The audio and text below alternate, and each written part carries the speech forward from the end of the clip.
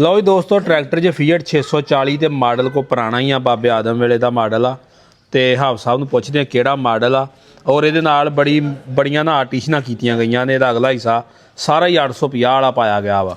ਤੇ ਹਾਫ ਸਾਹਿਬ ਨਾਲ ਗੱਲਬਾਤ ਕਰਦੇ ਆ।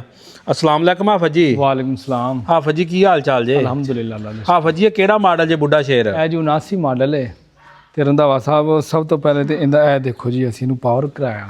ਇਹ ਸਾਡੇ ਤਾਇਰਾਂ ਦਾ ਟਰੈਕਟਰ ਹੈ।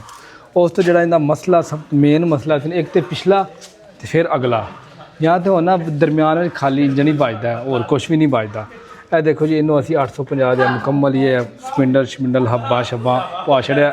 1 ਸਾਲ ਹੋ ਗਿਆ ਇਹਨੂੰ ਕਿਰਾਏ ਤੇ ਮਾਸ਼ਾਅੱਲਾ ਬੜਾ ਹੀ ਕਾਮਯਾਬ ਚੱਲਿਆ, ਕੋਈ ਪਰੇਸ਼ਾਨੀ ਨਹੀਂ ਬਣੀ, ਕੋਈ ਬੈਰਿੰਗ ਤੱਕ ਨਹੀਂ ਤੋੜਿਆ ਇਹਨੇ।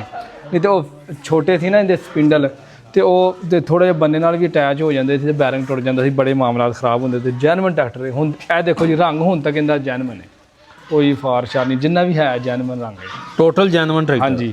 ਤੇ ਹਾਫਿਜ ਜੀ ਇਹਦੇ ਤੇ ਕਿੰਨਾ ਖਰਚਾ ਆ ਗਿਆ ਸੀ ਆ ਸਿਸਟਮ ਕਰਾਉਣ ਤੇ? ਉਦੋਂ ਆ ਗਿਆ ਸੀ 50-60 ਹਜ਼ਾਰ।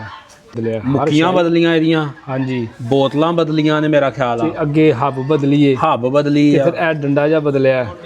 ਸਹੀ। ਹਾਂਜੀ। ਤੇ ਆ ਰਾੜ ਇਹਦੇ ਪਾਏ ਨੇ? ਹਾਂਜੀ। ਇਹ ਰਾੜ ਹਾਫਿਜ ਜੀ ਕਾਦੇ ਪਾਏ ਨੇ? ਇਹ 85 ਦਾ ਇਹਨੂੰ ਬੈਂਡ ਪਵਾ ਕੇ ਨਾ ਆਰਟੀਸ਼ਨ ਕੀਤੀ ਗਈ ਹੈ। ਜੀ। ਤੇ ਕਿੱਦਾਂ ਇਹਦਾ ਕੀ ਰਿਜ਼ਲਟ ਕੱਢਿਆ ਜੇ ਹੁਣ? ਰਿਜ਼ਲਟ ਇਹਦਾ ਮੈਂ ਕਹਿੰਦਾ 100/100 ਹੈ, ਕੋਈ ਪਰੇਸ਼ਾਨੀ ਨਹੀਂ ਬਣੀ। ਅਗਲੇ ਹਿੱਸੇ ਦਾ ਰੋਗ ਮੁਕਾਤਾ, ਬਿਲਕੁਲ ਖਤਮ ਹੋ ਗਿਆ। ਜੇ ਪਿਛਲੇ ਦਾ ਵੀ ਕੋਈ ਲੱਭ ਗਿਆ, ਕਹਿੰਦੇ ਨੇ ਕੋਈ TT ਟਰੈਕਟਰ ਇੰਜ ਕੋਈ ਆਉਂਦਾ ਸੀ, ਉਹਦਾ ਕੋਈ ਹਿੱਸਾ ਫੋਰਡ ਵਗੈਰਾ ਦਾ ਸੀ, ਉਹ ਤੇ ਮੈਂ ਤੇ ਬੜਾ ਪਤਾ ਕੀਤਾ, ਨਹੀਂ ਸਾਨੂੰ ਲੱਗ ਰਿਹਾ ਹਿਸਾਬ ਕਿ ਉਹ ਹਿੱਸਾ ਕਿੱਥੋਂ ਲੱਭੇਗਾ।